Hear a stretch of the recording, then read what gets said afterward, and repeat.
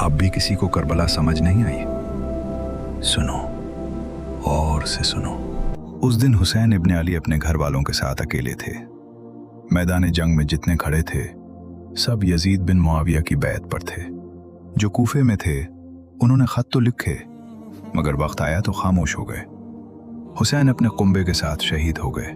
सब जानते थे कि ये रसूलुल्लाह सल्लल्लाहु अलैहि वसल्लम के बेटे और घर के अहले बैत हैं, फिर भी तलवारें न रुकी। आज भी मंजर बदला नहीं। हुसैन का नाम लेने वाले जब जुल्म के खिलाफ खड़े होते हैं, जब आयतुल्लाह खामेनाई जैसा शख्स खुलकर मुकाबला करता है, तो मुस्लिम ममालिक एक सफ में खड़े होने के बजाय फिरकों में बढ़ जाते हैं। उस वक्त कूफियों ने खामोशी इख्तियार की थी। आज हम सियासत, मसलक और मफादात को बहाना बनाकर पीछे हट जाते हैं। यजीद हर दौर में नाम बदल कर आता है। सवाल ये नहीं कि वो कौन है, सवाल ये है हम किस सफ में खड़े हैं। करबला फिर सामने है, इस दफा बहाना मत बनाना।